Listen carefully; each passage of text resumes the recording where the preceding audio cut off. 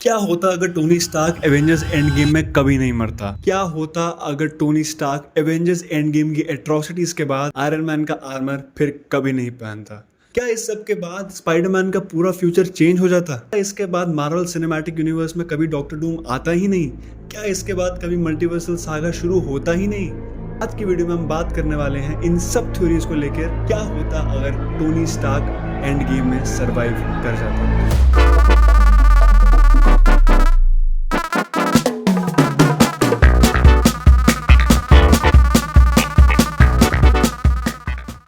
Welcome to Lights Camera Reaction. और आज हम बात करने वाले हैं what if Tony Stark survived Endgame. क्या होता अगर टोनी स्टार्क कभी भी एंड गेम में नहीं मरता, उसकी आगे की लाइफ होती, वो आगे एवेंजर्स के साथ रहता, तो क्या होता? आज की वीडियो के अंदर बहुत सारे कॉमिक रेफरेंसेस रहने वाले हैं, बहुत सारी कॉमिक बुक्स के बारे में बात करने वाले हैं। और कॉमिक बुक्स के अंदर आयरन मैन क्या करता है स्नैप के बाद, या फिर Avengers infinity war end game के बाद, या आयरन मैन इन जनरल अगर सर्वाइव करता है कॉमिक्स के अंदर, तो वो असल में आगे जाकर क्या बन जाता है। पहली कॉमिक बुक जिसके बारे में हम बात करने वाले हैं और मैं उसको लिंक करने वाला हूँ मार्वल सिनेमैटिक यूनिवर्स के अंदर, उस कॉमिक बुक का नाम है iron man एक्सट्रीमिस।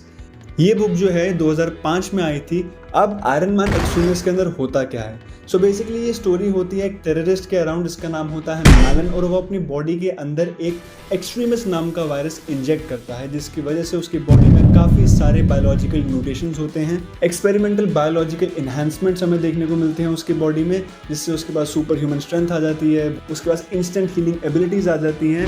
And then Tony Stark को रियलाइज होता है कि वो इसका सामना इस टोनी स्टार्क की बॉडी में नहीं कर सकता, या इस आर्मर के साथ नहीं कर सकता। एंड वो एक बहुत ही बड़ा स्टेप इसके बाद लेता है।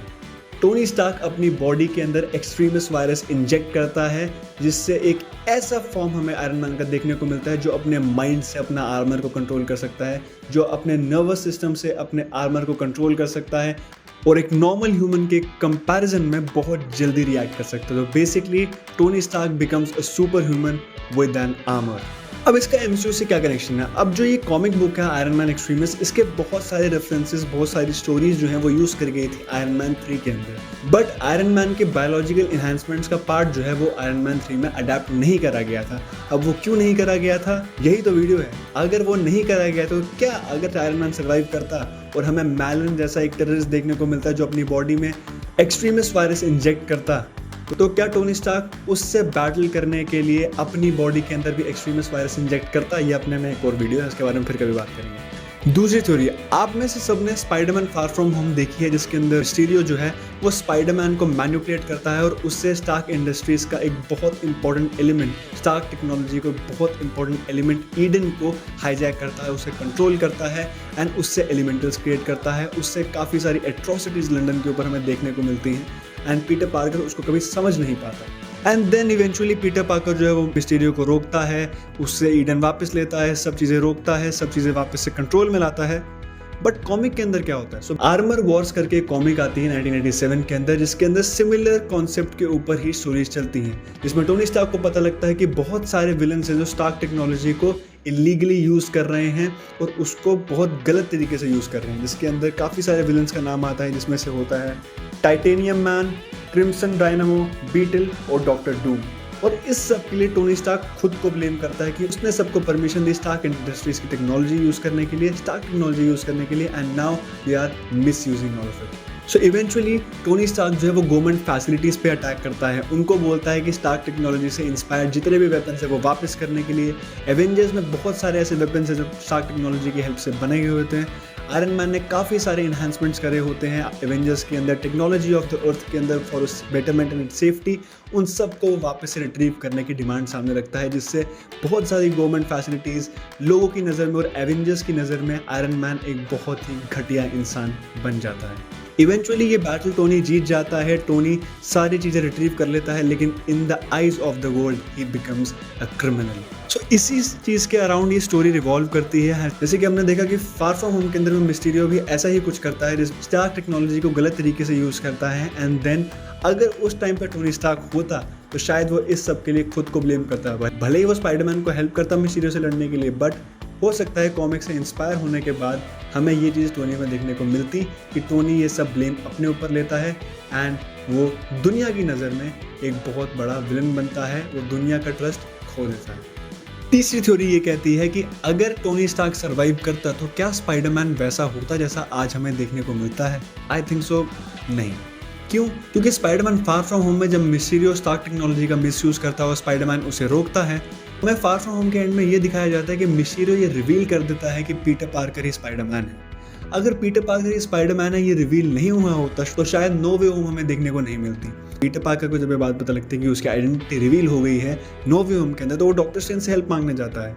वो डॉक्टर स्ट्रेंज से हेल्प मांगने जाता है एंड देन वो एक स्पेल कास्ट करता है जो गलत हो जाता है, जिससे मल्टीवर्स के बहुत सारे गेट्स खुल जाते हैं ना, अलग अलग यूनिवर्सेस से बहुत सारे स्पाइडरमैन के विलन हमें देखने को मिलते हैं। बट अगर टोनी स्टार्क होता तो मिस्टीरियो कभी भी ये चीज़ नहीं कर पाता। अगर वो ये चीज़ नहीं कर पाता तो स्पाइडरमैन यानी पीटर पार्कर कभी भी डॉक्टर स्ट्रेंज के पास उस स्पेल कास्ट करवाने नहीं जाता और दुनिया कभी भी स्पाइडरमैन को नहीं भूली होगी। हम 30 जुलाई को ब्रांड न्यू डे नहीं देख रहे होते, जो कि एक बहुत बड़ी बात है। ब्रांड न्यू डे देखनी है, जाओ देखो जाके। अगली थ्योरी है फॉर्मेशन ऑफ इल्यूमिनाटी। अब इल्यूमिनाटी के बारे में जो लोग नहीं जानते हैं, कॉमिक्स के अंदर इल्यूमिनाटी एक ग्रुप होता है जिसके अंदर iron man, Reed Richards, doctor strange, professor x, black bolt और नेमो जैसे हीरोज होते हैं जो बेसिकली मल्टीवर्स सागा के अंदर एक बहुत इंपॉर्टेंट रोल प्ले करते हैं।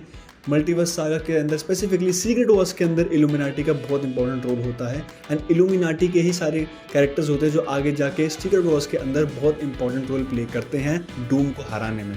अब एक थ्योरी मेरे दिमाग में और आती है कि अगर टोनी स्टार्क एंड गेम में सर्वाइव कर जाता तो क्या डॉक्टर डूम कभी हमें देखने को मिलता? तो इसका आंसर है यस। क्यों? क्योंकि डॉक्टर डूम का इससे कुछ लेना देना नहीं कि टोनी स्टार्क सर्वाइव करता है या नहीं करता है। टोनी स्टार्क ने कभी भी मल्टीवर्स सागा शुरू नहीं करी थी। मल्टीवर्स सागा शुरू करी थी लोकी ने।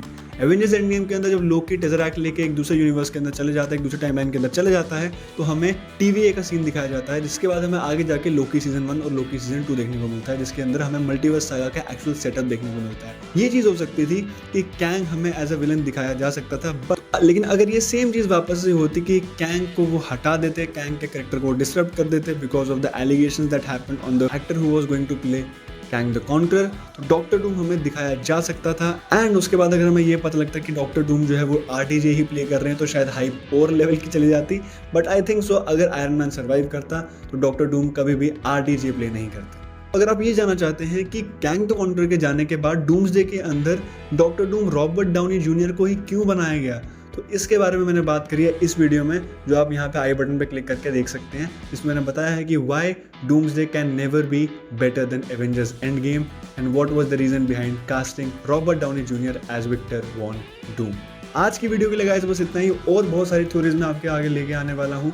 इस वीडियो के बहुत सारे कंटिन्यूशंस बनेंगे जिसके अंदर हम बहुत सारे loop holes of multiverse, Avengers, MCU के बारे में बात करेंगे और व्हाट इफ सीरीज के बारे में बात करेंगे, जस्ट लाइक मार्वल ने बात की है। हम भी एक सीरीज शुरू करेंगे कि अगर ये कैरेक्टर यहाँ पे होता, वो कैरेक्टर वहाँ पे होता, तो क्या हमें देखने को मिलता है। बहुत सारे दिमाग घुमाने वाली थ्योरीज मैं आपके सामने लेके आऊँगा। तब तक के लिए फिल्म्स को एंजॉय करिए, मूवीज़ को एंजॉय करिए, सिनेमा को सेलिब्रेट करिए। Thank you so much guys, bye bye.